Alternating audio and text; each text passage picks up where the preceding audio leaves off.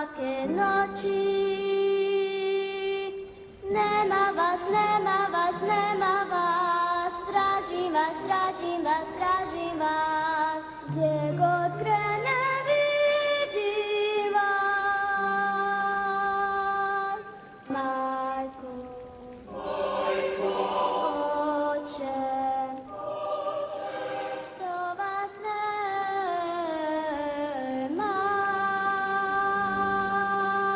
Bosno moja, ti si moja mati, Bosno moja, majkom ću te zvati, Bosno majko, Srebrenice sestro, neću biti sam. Bosno moja, ti si moja mati, Bosno moja, majkom ću te zvati, Bosno majko, Srebrenice sestro, neću biti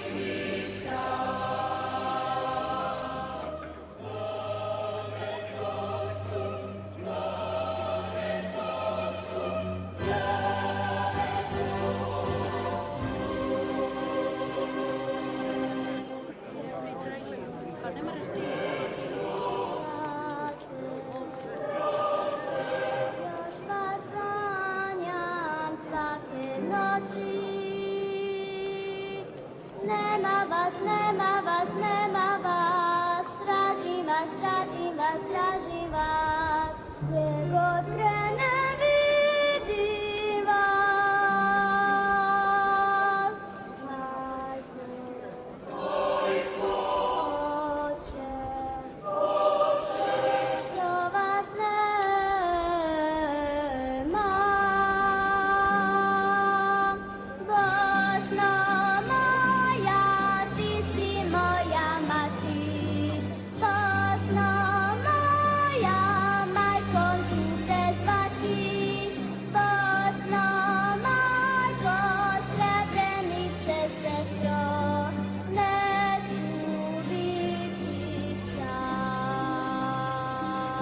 Bosno moja, ti si moja mati, Bosno moja, majkom ću te zvati, Bosno majko, Srebrenice sestro, neću biti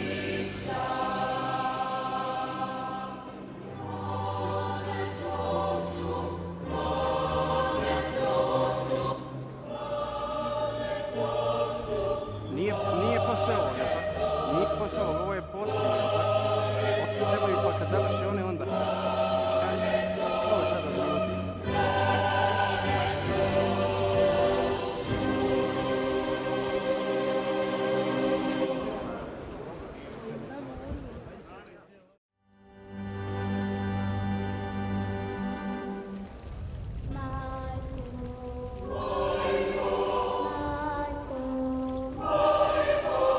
Još te sanjam, sestro, brate, još vas sanjam svake noći. Nema vas, nema vas, nema vas, tražim vas, tražim vas, tražim vas, gdje god krene vidim vas. Majko, oče, što vas nema, Bosno moja, ti si moja mati, Bosno moja, majkom ću te zvati, Bosno majko, Srebrenice sestro, neću biti sam. Bosno moja, ti si moja mati, Bosno moja,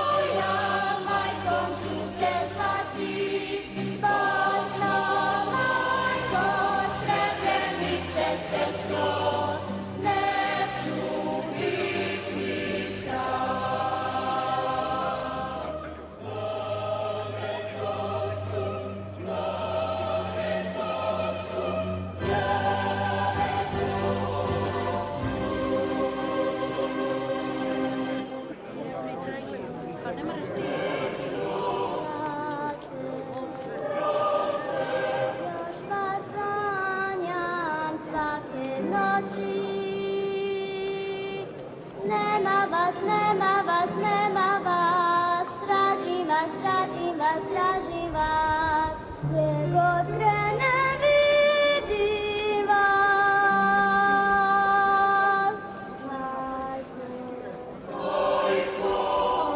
Oče,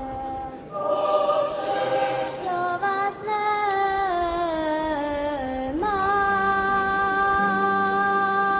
Bosno moja, ti si moja mati, Bosno moja, majkom ću te zvati, Bosno majko, Srebrenice sestro, neću biti sam. Bosno moja, ti si moja mati, Bosno moja, majkom ću te zvati, Bosno majko, Srebrenice sestro.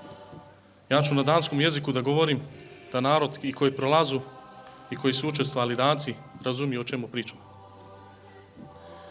Kære venner og ærede gæster, jeg håber, at turen ikke har været alt for hård mod jer, og at I har fået pusten igen. Det er med stor ærbødighed og sorg i hjertet, at jeg står her i dag for at tale om en af de mest hjerteskærende tragedier i moderne historie. For 28 år siden blev Srebrenica et vidne til et folkedrab i en by i Bosnien-Herzegovina, som rystede vores alles samvittighed og mindede os om den grusomhed, som mennesker er i stand til at udøve mod hinanden. Den 11. juli 1995 og 3 dage frem blev knap 8.500 bosniske muslimer brutalt dræbt af de serbiske styrker. Der blev begået et folkemord midt i Europa, mens resten af verden så passivt til. Vi er her i dag for at ære og mindes ofrene i Srebrenica, og vi bærer et tungt ansvar for at viderebringe deres historie til de kommende generationer. Således, at man aldrig glemmer de grusomheder, der blev begået mod uskyldige mennesker. Vi mindes også de overlevende, de kvinder og børn, der mistede deres fædre, brødre og sønner. Vi sender vores støtte og solidaritet til dem. Vi må fortsætte kampen for sandhed og retfærdighed, for kun på den måde kan vi give dem den værdighed, som de fortjener. Srebrenica minder os om at være vågne over for uretfærdighed og stræbe efter en verden, hvor fred og respekt for menneskerettigheder er fundamentale. Og i dag står vi sammen som et fællesskab. Vi lover at lære af historiens fejltagelser. Vi lover også at arbejde på at skabe en verden, hvor etnisk og religiøs diversitet bliver værdsat og fejret, og hvor vold og had erstattes af dialog og forsoning. Jeg vil nu læse et digt op, som er skrevet af Dino Tropel. Dino havde desværre ikke selv mulighed for at deltage i dag. Havas datter Fatima. Kære Havas datter Fatima.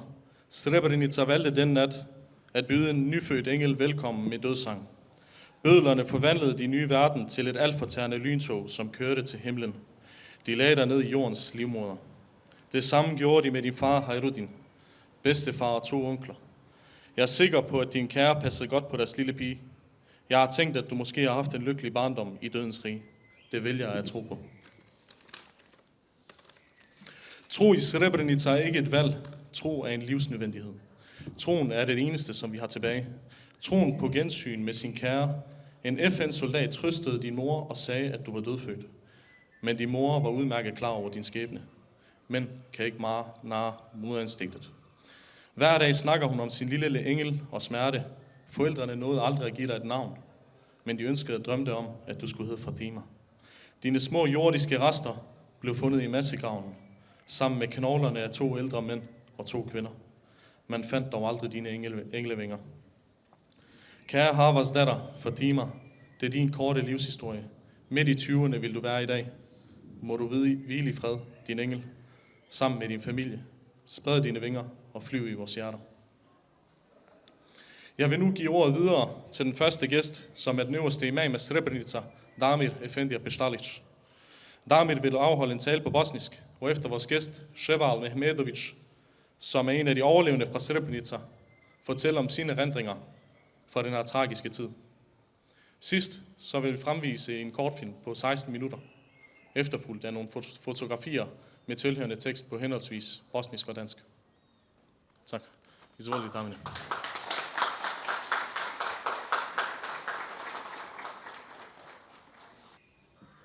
A'udhu billahi min šeitan rajim, bismillahirrahmanirrahim. Zahvala pripada uzvišenom Allahu dželešanuhu, neka su mir i salavat na Muhammedu alejhi salama. Zahvaljujemo dragom Bogu koji nam je omogućio da posle preživljenog genocida, agresije na Bosnu i Hercegovinu možemo se boriti, pričati za dobrobit cijele Evrope i cijelog čovječanstva. Jer kada pričamo o genocidu u Srebrenici, genocidu u Bosni i Hercegovini, genocidu nad Bošnjacima i kada se borimo protiv zaborava, kada se borimo protiv negatora genocida, to je borba za cijelu Evropu i cijeli svijet. I onog momenta kada nas budu dovoljno razumjeli, bit će još bolje i još jače. Zato vam hvala na tome. Ja vas želim naravno mnogo poselamiti, pozdraviti i zahvaliti se što evo u danskoj kontinuitetu se radi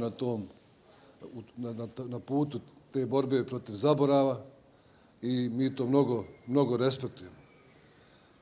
Ja sam bio prije, čini mi se, 12-13 godina u Odenseu, bilo je 2011. godine, čini mi se, i evo koliko već godina, vi 20 godina, čini mi se, radite na tome i to je jedan ogroman respekt. Makoliko sam ja imao obaveza u Srebrenici, sada već pripremamo dženazu, pripremamo godišnjicu, dakle, obilježavanja, mnogo je posla, ali jednostavno iz ogromnog respekta prema vama, prema onome što vi radite, jednostavno ja nisam mogao reći neću doći, mada je 7 dana, dakle u ovom sada momentu jako puno, ali nema veze, stićemo mi ako Bog da i tamo. Hvala vam puno na tome da vam dragi Bog podari svako dobro. Dok sam slušao sada kako nekako danski mi je bio čudan ovako kad ga čujem od Danaca, ali kad ga je pričao naš brat nekako mi je lijep. Valjda mi znamo to nešto, možda malo mi to znamo ljepše ispričati. Ja vas molim da ne zaboravite da imate ogromnu priliku, posebno naše generacije koje su ovdje, dakle, tako kažemo, odrasle ili su rođene ovdje, oškolovane su ovdje, dakle, prošle su obrazovni sistem, imaju jako dobre pozicije, poslove, mjesta, priliku da reklamiraju dakle, našu Bosnu i Hercegovinu i naravno imaju priliku i da pričaju o svem onome što se desilo u Bosni i Hercegovini. To je ogromna stvar i nemojte nikada da vam bude teško da pričate, jer nekada mi podrazumijevamo da svi znaju o onome što se desilo u Bosni, a nije tako, naravno. Treba uvijek pričati, treba uvijek spominjati, jer mi imamo o čemu da pričamo. Mi smo najponosniji narod, ne samo Evrope, nego cijeloga svijeta i mi smo najbolji Evropljani koji postoje, a ja ću malo u ovih nekoliko 5-6 minuta objasniti zašto. Srebrenica, grad koji je kapaciteta 5000 ljudi da onako normalno živi, on je u jednoj kotlini, vrlo je mal. U momentu, dakle, 95. godine, dakle, u tim danima 11. jula, preko 50.000 ljudi je bilo, dakle, u tom gradu. Tu je tražilo zaštitu, dakle, tu su bili ljudi iz drugih gradova, Bratunca, Zvornika, Vlasenice, dakle, sada zamislite grad koji može da primi 5.000, u njemu je 50.000, mislim da otprilike i ovaj vaš ovdje grad ima, ne znam, možda malo, možda 10.000 više, ne znam, otprilike, ne znam, Federice, čini mi se, 50.000.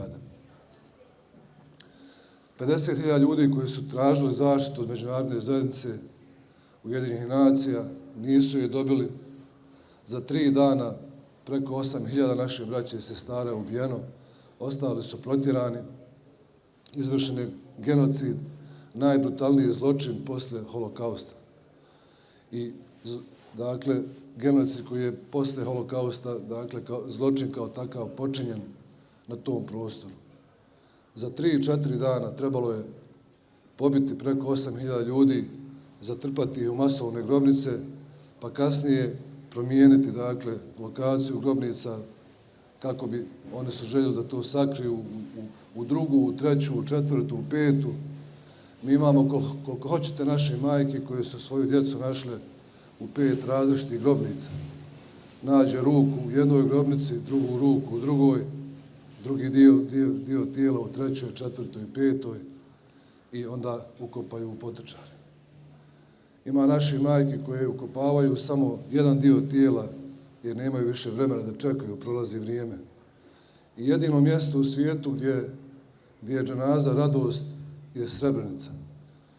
Naše se majke raduju kada nađu svoje dijete. Zamislite koliko je brutalan zločin genocida. Kada tražite svoje dijete 20 godina i više i kada ga pronađete u nekoj od masovnih grobnica, budete radosni. Jer bar ćete u tom svom životu koji vam je ostao znati gdje je vaše dijete ukopano.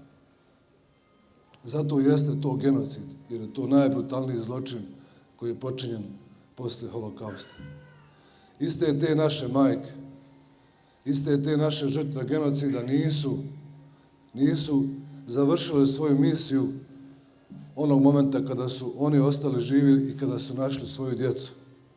One su željele da se bore za pravdu, da se bore za pravdu naše djece. Djece koja će se rađati u Srebrenici, Bratuncu, Zvorniku, Bijeljini, Janji, Banja Luci, Sarajevu i svim našim gradovima u Bosni i Hercegovini i za budućnost djece i novih generacija cijele Europe.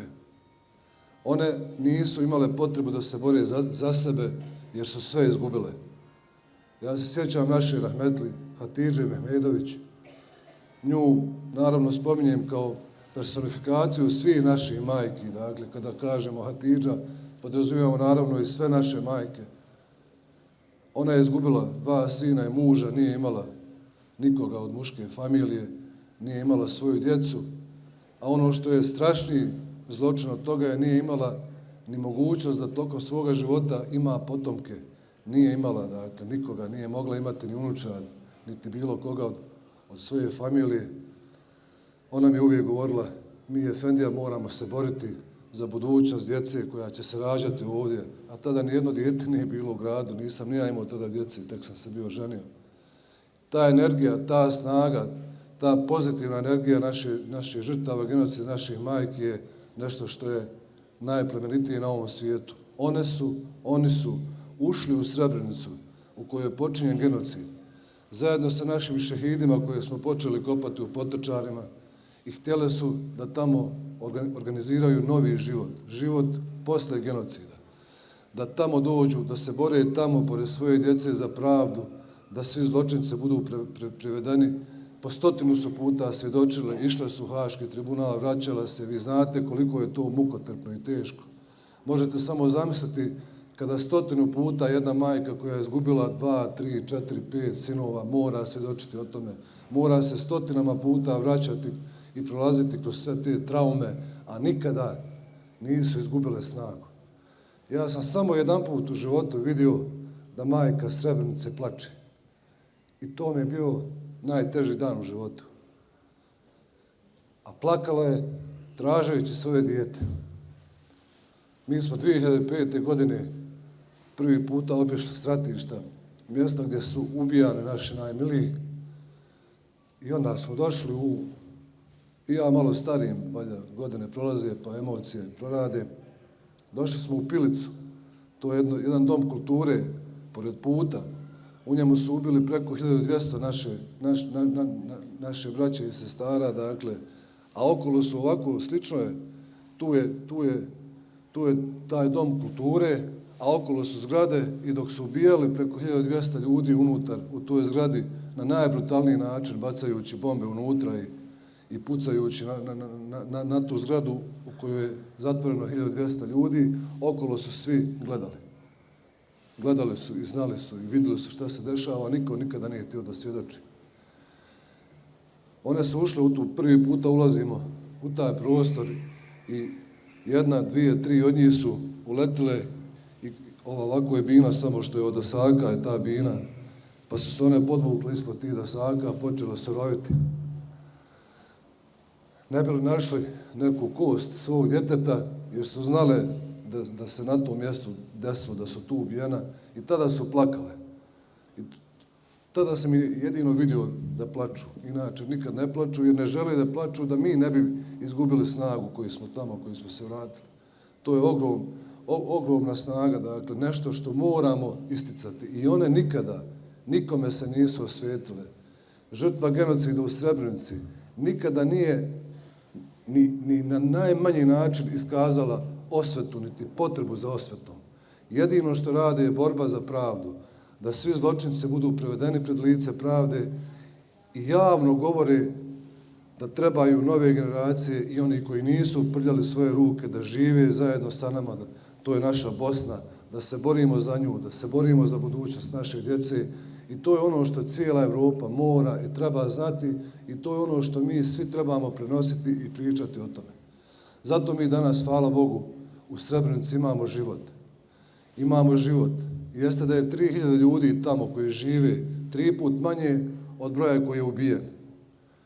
Ali isto tako jedino mjesto na svijetu gdje se uspio uspostaviti život posle genocida i gdje imamo priliku da ga popravljamo, da ga unapređujemo ako Bog da, a svi zajedno možemo. O tome smo već ovih dana govorili. Danas u Srebrenici imamo našu djecu koja se rađaju, koja su se rodila, koja završavaju osnovne, srednje škole, upisuju fakultete, žele da se vrate u Srebrenicu, žele da žive tu, žele da osnuju svoje porodice tu. Danas u Srebrenici imamo 315 učenika u osnovnoj školi, što je 75% od ukupnog broja djece u školi.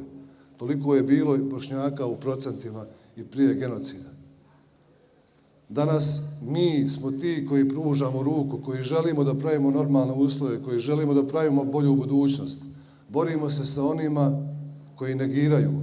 Borimo se sa politikom koja negira genocid. Borimo se sa politikom koja ratne zločince proglašava ratnim herojima. Borimo se sa narodom koji svoju djecu uči da su ratni zločinci heroji. Zato je važno da o tome pričamo. Naravno, ima i onih koji ne misle tako, ali većina, jer je politika i pravoslavna crkva opredjeljena da tako djecu uče. A to nije samo opasno za Bosnu i Hercegovinu i to nije samo opasno za Srebrenicu, to je opasno za cijeli svijet, za cijelu Evropu. Jer moramo znati da ideologija genocida nije pobijeđena. Uspjeli smo naravno zaustaviti rat, uspjeli smo dobiti presudu, uspjeli smo dobiti, dakle, hašku presudu.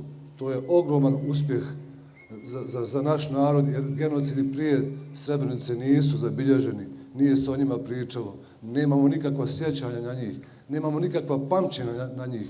Sada imamo i sjećanje, imamo i pamćenje, imamo i instituciju, memorijalni centar, imamo mnogo prostora da još bolje radimo, još se bolje uvežemo, ali moramo znati da ta ideologija nije pobijeđena. Ona, nažalost, još postoji. Zato moramo biti oprezni, moramo o tome znati. Ako je nesigurnost te ideologije u Bosni, ona isto tako može biti i u Danskoj, jer ta ideologija je opasna. Moramo se svi zajedno boriti protiv ideologije genocida, fašizma, jer je to naša zajednička borba i muslimana, i katolika, i pravoslavaca, i jevreja, naravno svih ljudi na svijetu. Jer ubiti jednog čovjeka je kao ubiti cijelo čovječanstvo. A svi smo stvoreni od jednog čovjeka i jedne žene. Samo se razlikujemo po onome što radimo. Dragi Bog će po tome mjeriti ljude, ko je koliko dobro uradio na ovom dunjalku. Zato vam hvala na svemu ovome što radite i molim vas da svi zajedno još više, još jače radimo i kada je u pitanju sjećanje na Srebrenicu, na Bosnu i Hercegovinu, ali isto tako kada su u pitanju projekti koje treba podržavati u Bosni i Hercegovini, jer možemo puno, ima nas dovoljno, hvala Bogu, samo trebamo to jedinstvo. I na kraju hoću opet da zamolim svoje Srebreničane, idu nam izbori, ko nema ličnu kartu, neki izvadi. Imamo dole uslove, neka se javi u moju adresu Srebrenica, to su ljudi. Ovo na kraju možda što pričam, ne morate objavljivati.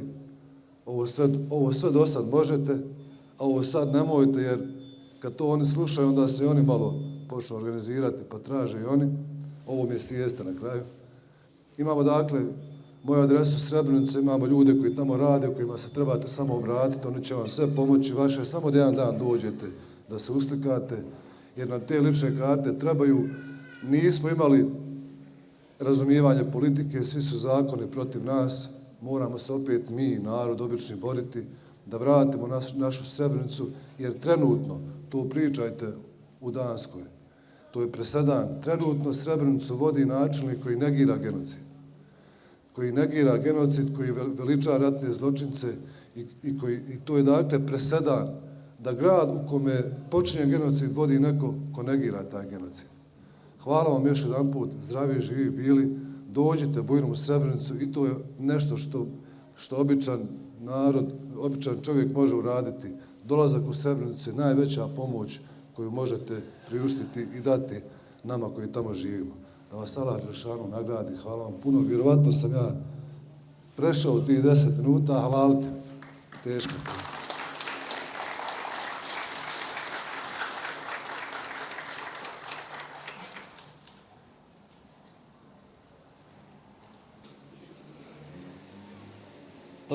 Prvo da vas sve selamim, pa da kažem vam selamu alaikum wa rahmatullahi wa barakatuh.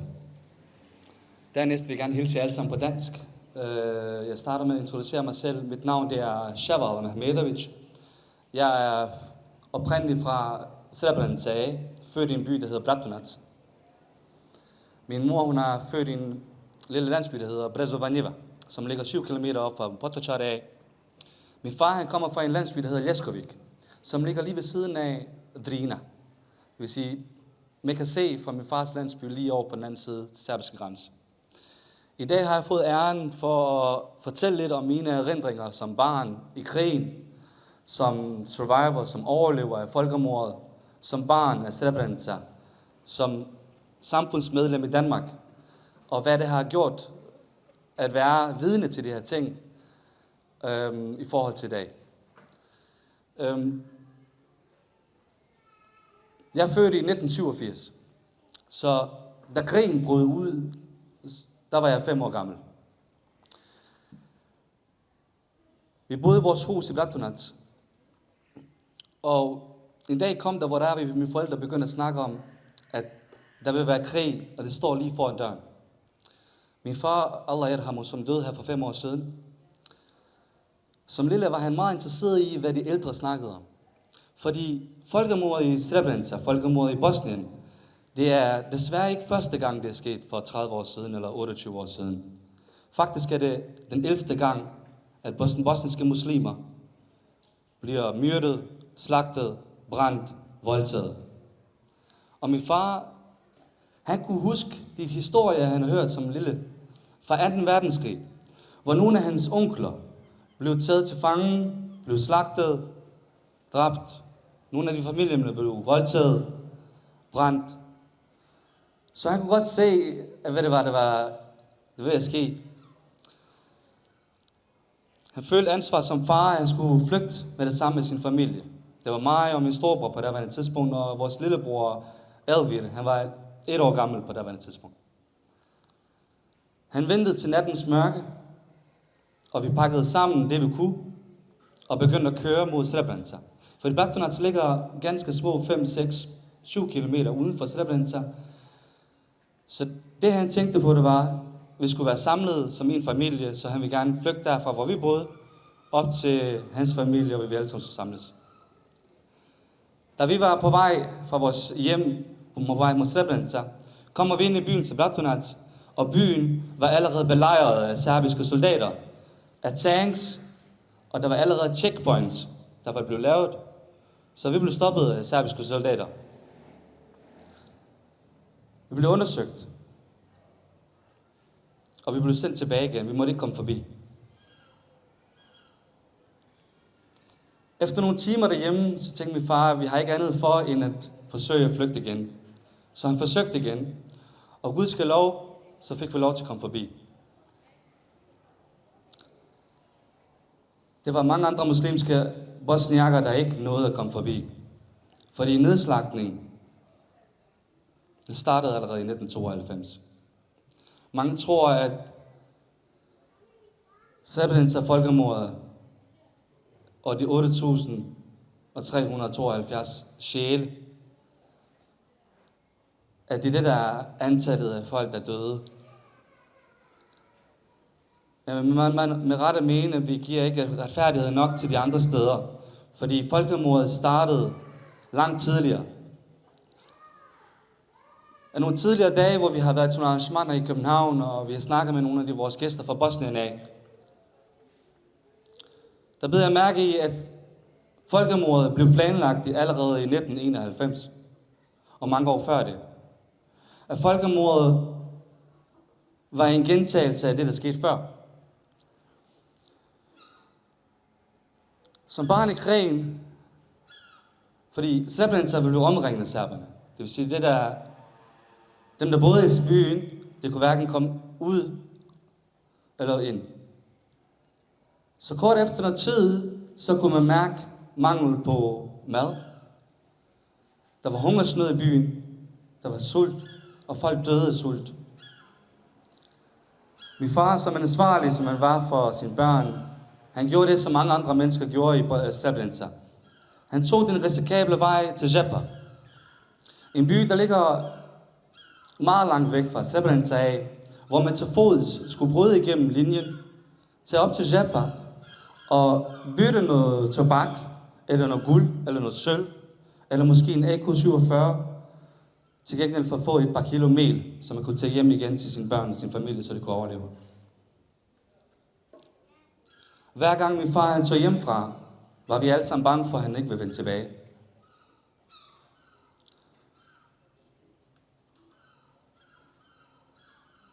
Efter nogle år, så rykkede grænserne tættere og tættere på. Vi startede med at bo i Leskovik, hvor min fars familie kommer fra. Men fordi de serberne kom tættere på, og linjerne faldt, så blev vi nødt til at gå længere ind imod byen. Som vores kære imam kom ind for, Srebrenica er en by, hvor der plejer at være 5.000 indbyggere. Men det endte med i 1995, at det var faktisk nærmest 60-70.000 indbyggere.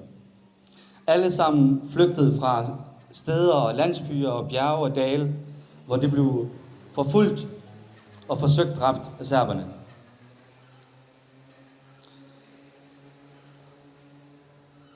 En af de mest hjerteskærende øjeblikke for mig som barn var dagen, der kom, hvor vi så skilles med vores far og med min bedstefar, med mine onkler og alle de resterende mandlige familiemedlemmer. Min mors lillebror, han var på daværende tidspunkt 14 år, og vi var alle sammen grædfærdige, fordi vi vidste godt, at måske var det her dagen, hvor vi aldrig nogensinde så hinanden igen. På vej fra Brezovanjeva. FN-soldater havde en base i en landsby meget tæt på Brezovanjeva. Så da byen faldt, og alle sammen samlede sig, mændene samlede sig i en march for at tage over bjergene og dalene og skoven for at overleve, var vi samlet som kvinder og børn til at tage ned til Potocate og samles ned hos FN-soldaterne i håb om, at vi ville blive skånet, at vi ville blive reddet. Vi var så heldige, at vi fik lov til at komme oven på en transporter, FN-transporter. Og oven på den transporter, der sad jeg som lille dreng, sammen med min mor og mine søskende og andre kvinder. Men jeg lagde mærke til, at der var 2 mænd, der også sad sammen med os. Og kvinderne diskuterede med dem. De sagde til dem, lad være med at tage med os. Hvorfor går I ikke sammen med de andre? Gå nu over skoven. I ved godt, det dræber jer. Den ene sagde, jeg er civil. Jeg har aldrig nogensinde holdt en våben i min hånd. Den anden sagde, jeg har sukkersyge. Jeg har aldrig nogensinde deltaget i krigen. Det kommer ikke til at dræbe mig. Jeg er syg. Da vi kom ned til Potocate, var det mørkt. Vi overnattede. Dagen derpå skinnede solen. Det var meget varmt.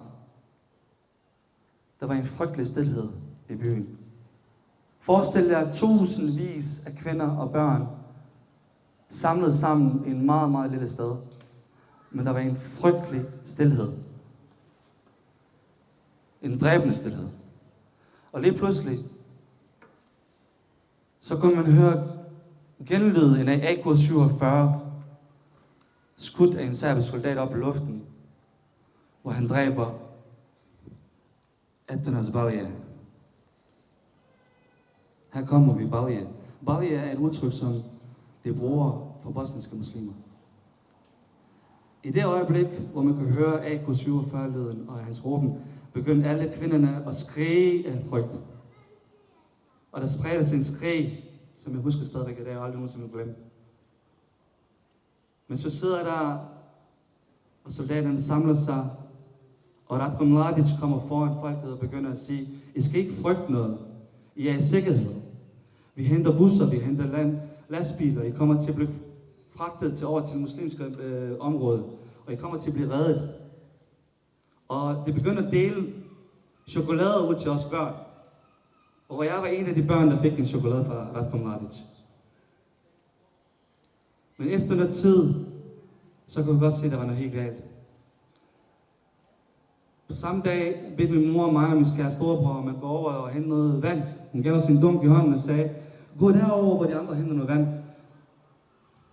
Vi gik derover, og til den frygtelige syn, så ser jeg de to mænd, som var sammen med os på transporteren på vej ned til Motochade. Den ene af dem, han havde hans hoved lige ved siden af hans krop. Han plejer at gå med en cowboyhat. Hans cowboyhat lå på hans bryst, og han lå nede. Den anden, han hang oppe i et træ lige ved siden af brønden.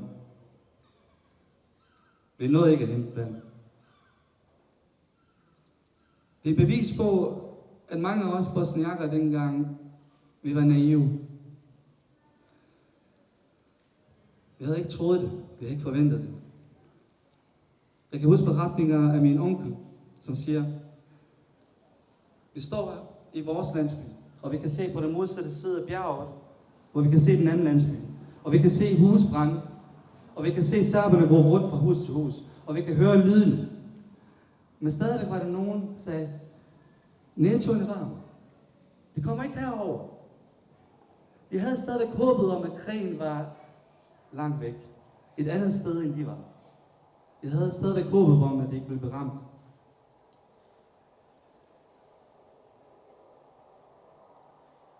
Efter 95,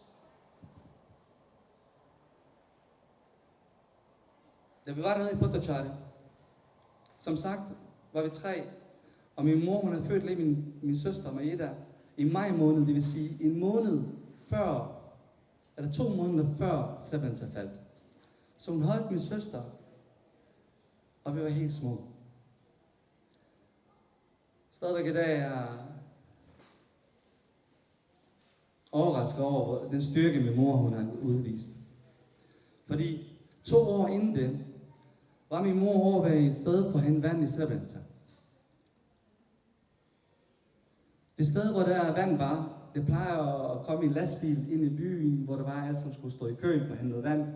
Og det sted, hvor lastbilen holdt, det var lige ved siden af en skole. Og mens mor stod der og stod i kø, så begynder granaterne at falde. Og da min mor stod op og kiggede til højre og kiggede til venstre og så en ben her, og en hånd der og en hoved der, og blod flød over det hele. Det var en stor chok for hende. Og siden den dag har min mor lidet af epilepsi. Og haft epileptiske anfald hver evig eneste dag. 10-15 gange dengang.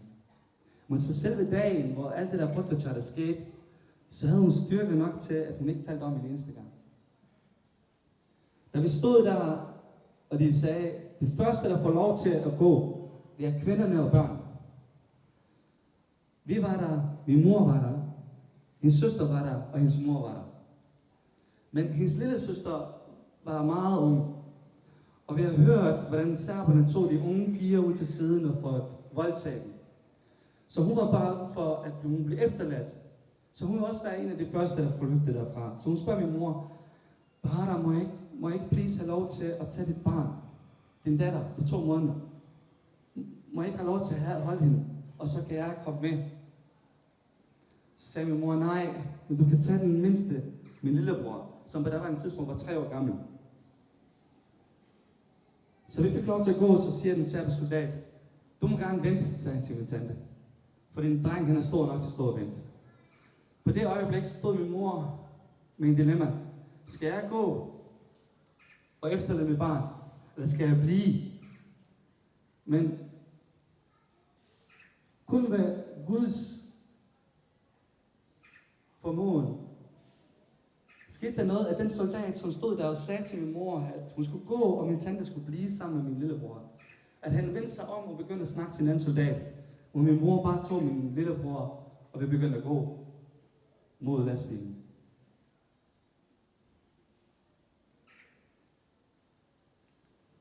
Da vi kom til Kladam, kom vi til et sted, hvor vi skulle gå omkring 5 kilometer. Jeg sagde til os, lad være med at gå til ved siden af vejen, for der er miner over det hele. I bliver nødt til at være på midten af vejen. Og når I rammer tunnelen, efter tunnelen er I det samme sted. Det er 5-6 kilometer, vi skulle gå. Det var nogle af de længste 5-6 kilometer, jeg nogensinde har gået i mit liv. Da vi kom på den anden side, begyndte vi alle sammen at tude og græde.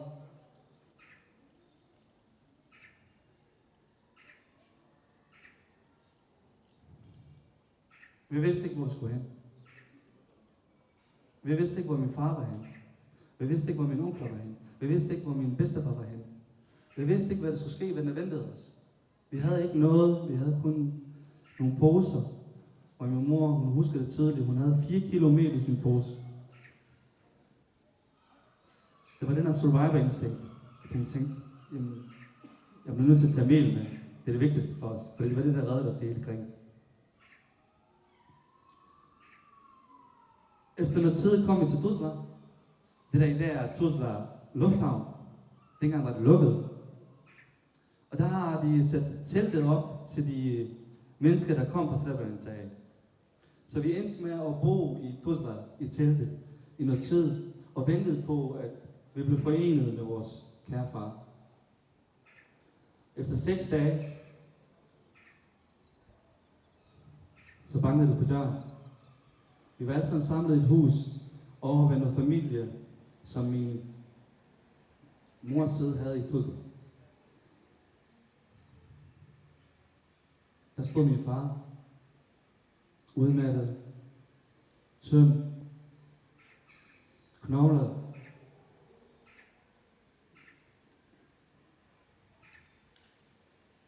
Det er noget, jeg aldrig nogensinde glemmer.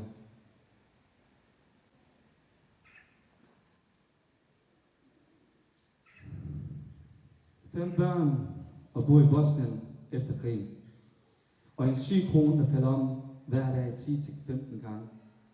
Der var ikke en eneste læge, der var ikke en eneste Jin Hodja, der var ikke en eneste spåkone, som min far ikke har været forbi for at finde en redning for min kære mor. Men det gjorde, at efter noget tid, rent tilfælde, så fik vi mulighed for at komme ud af Bosnien. Han er en patriot. Han har risikeret sin hoved og sin nakke for det her land og vores folk. Men han følte sig nødsaget til, på grund af sine 5 børn og på grund af sin syge kone, at søge andre steder hen for sin familie. Vi var på vej til Sverige, men den, når vi kom til Danmark. Sandholm, Avnstrup-lejren, Ejby. Opholdstilladelsen fik vi i 2000. Flyttede til vestkysten, boede i en lille by, der hed Tistrup, tæt ved Varde, Esbjerg.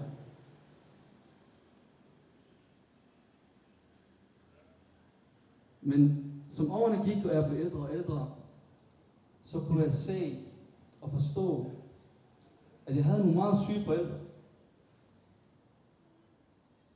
Jeg havde nogle meget syge forældre, der havde brug for hjælp. Men de kunne ikke få den hjælp af danske myndigheder.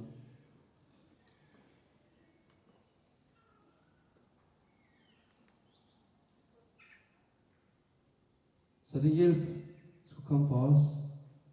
Fra min storebror, fra mig, fra min søskende. Vi skulle hjælpe hinanden med at tale om tingene. I dag er... Jeg vil ikke sige, at jeg er glad for, at jeg har oplevet det ting, jeg har gjort. Men jeg vil sige, at jeg kan ikke komme udenom, at det har gjort en meget stor indflydelse på den person, jeg er i dag.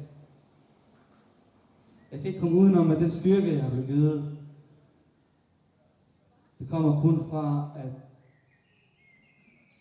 vores forfædre, det har været igennem det her mange gange. Og den overlevelsesinstinkt ligger dybt inde i min DNA. At man har ikke andet valg end at være stærk. Man har ikke andet valg end at komme videre. For mig er det vigtigt at pointere i min tale i dag, hvorfor det er så vigtigt at tale om slaveri. Udnyt muligheden for at oplyse folk og tale om emnet folkemord. Fordi, som vores imam sagde, det kan være, at vi har vundet krigen. Det kan være, at vi har overlevet. Men vi har ikke vundet mod ideologien. Ideen om folkemordet, det lever stadigvæk videre. Vi kan ikke komme udenom, det er bevist, at det seneste hændelse, der skete i verden, både i Norge med Breivik, der dræbte rigtig mange mennesker, som skrev i sin tekst, at han direkte tog inspiration af de serbiske styrker og deres planlægning. Vi kan ikke komme udenom den seneste angreb i New Zealand, som dræbte næsten 50 mennesker i 2 moskéer. Hvis man husker tilbage på videoen af den mand, jeg blev lammet, da jeg så den video første gang. Da jeg kunne høre lyden af, jeg tænkte, hvad er det for noget slags musik? Så kan jeg lige pludselig forstå, at det var serbisk folkemusik, hvor der blev synget omkring, hvordan man slagter, hvordan man voldtager muslimske kvinder. Og det er en mand, han ligger i den anden side af verden, det er New Zealand. Men han fandt inspiration i de gerninger, som de serbiske soldater og mennesker har gjort i Bosnien. Han har egentlig skrevet navnet ned på sin gevær, på de mennesker, der blev dømt i Haag.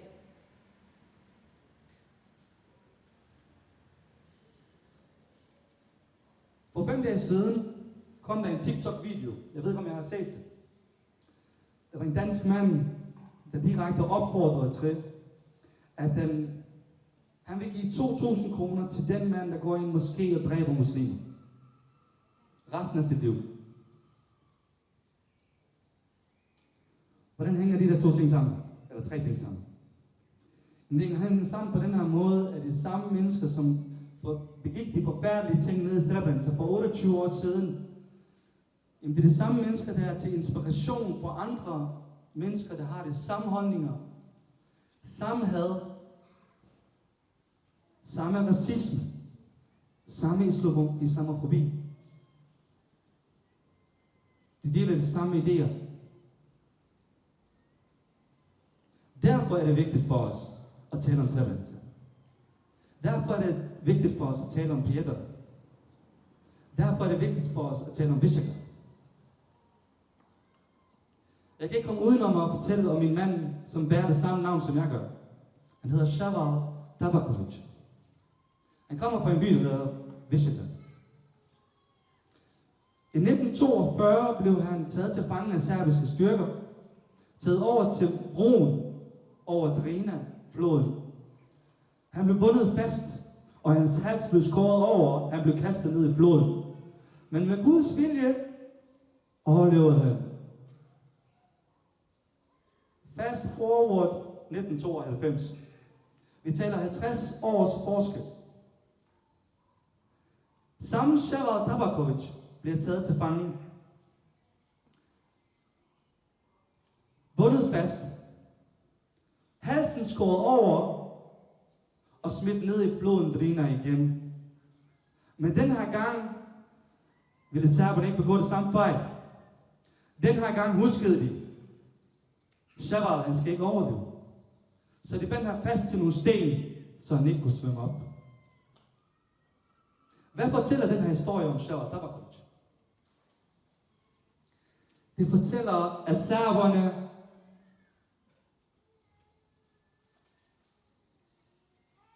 desværre, det er en historisk fakta, at sahaberne opdrager de nye generationer. Det er okay at dræbe en anden menneske. Det er okay at tage et andet liv, bare fordi at det ikke er det samme, som du er. Det er lige meget, om det ligner dig. Det er lige meget, om det har det samme hudfarve. Det er lige meget, om vi taler det samme sprog. Men fordi han beder til Gud på en anden måde, end du gør, så er det okay at tage hans liv. Det er okay, men det er ikke okay. Det er slet ikke okay. Og derfor er det vigtigt for os alle sammen at lære vores nye generationer, vores børn, at de skal ikke have, fordi min far, han var en soldat, og han har været i Srebrenica i alle de år, som krigen varede. Og han risikerer sit liv hver eneste dag. Men han sagde til mig, Shaval, du må ikke have alle server. Det er ikke alle server, der er dårlige. Der er nogen af dem, der er gode. Dem, der har gjort det der forfærdelige ting, dem skal du selvfølgelig fordømme. Dem skal du have. Dem skal du ikke acceptere. Det er ikke okay. Men jeg må ikke. Vi har det i vores... Vi opdrager ikke forbrydere. Vi opdrager ikke mordere.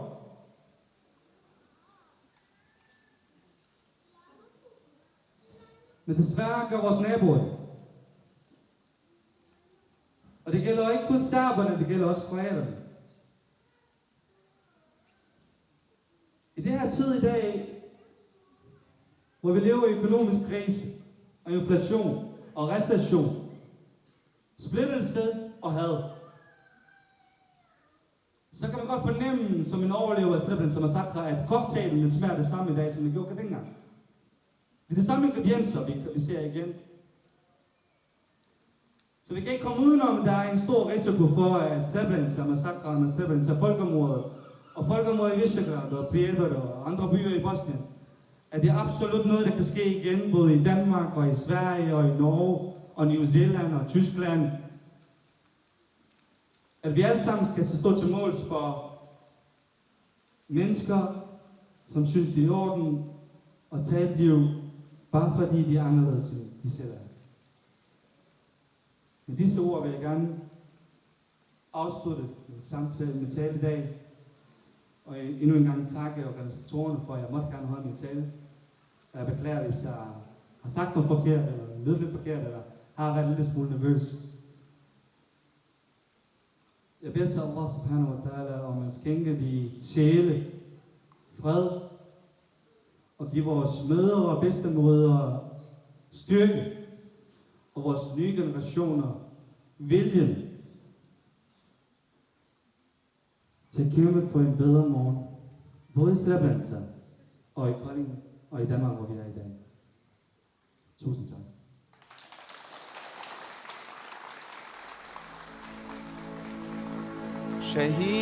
شهيدي هاي ميلانيتي قد يستبين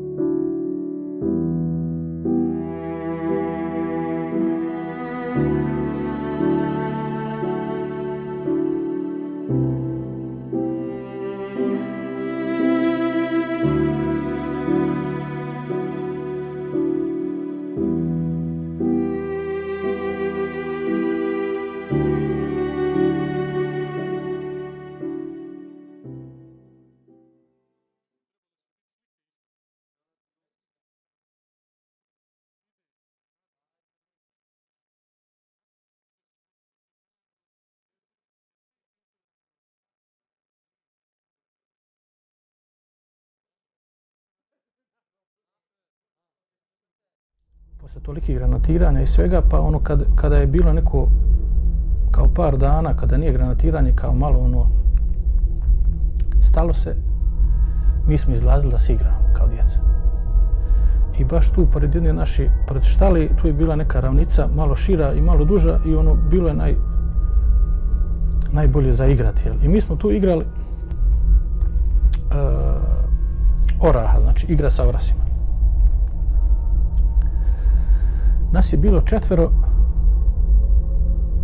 bio sam ja, jedan je drugar bio 85. godište, on je bio malo mlađi od mene. Ja sam sticajem okolnosti otišao po orahe, kao ono nestalo nam, jel, pa da nađemo. I u tom vremenu kada sam se ja malo udaljio, ja sam čuo neki pucanj. I ja kako sam to čuo, taj pucanj, ja sam sve njima govorio, vidjeli su nas, pa ispalili su granatu u tom smislu. I ja sam to tako govorio par puta, ja sam se sve više povlačio. Kako sam se ja povlačio, ta je granata pala tu u blizini nas.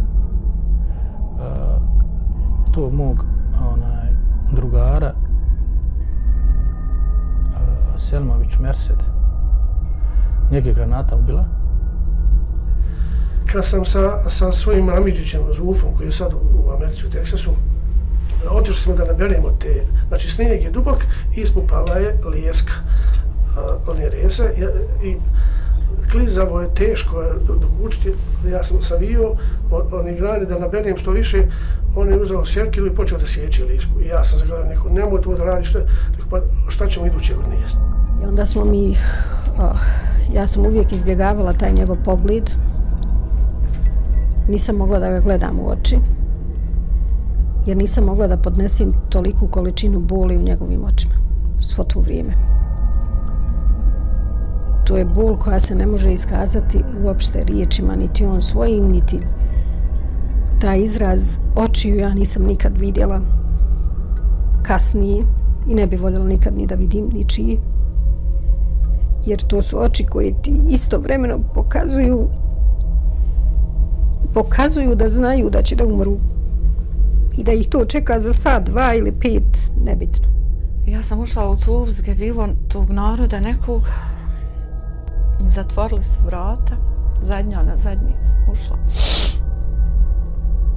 I onda sam vidjela kroz traku da mi ide otac. Nosio ovakvu jaknu na prstu i tu su ga, ne čući šta su mu rekli, odvojili su ga iza autobusa, tamo gdje si svekra. Ja sam spopila na takozvanu seću od autobusa i gledam. I tad mi ide mati i brat, koji ima 17 godina.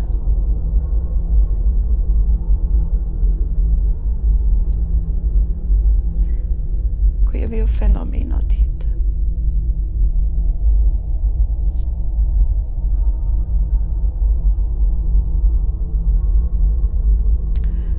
On je nosio jednu torbu gdje je bilo neko mlijeko u prahu, keks za Irmu. I kako je krenuo prema autobusu, on s njega uzeo za rame i odvojili. Ja sad gledam, on samo spustio ovako. Nešto mu je rekao, vjerovatno rekao da ostavi torbu. I mama je potrčala za njim da ide i ona s njim. I on su mamu borili na zemlju, da je taj jedan uniformisani vojnik šutnuo nogom u predjelu leđa.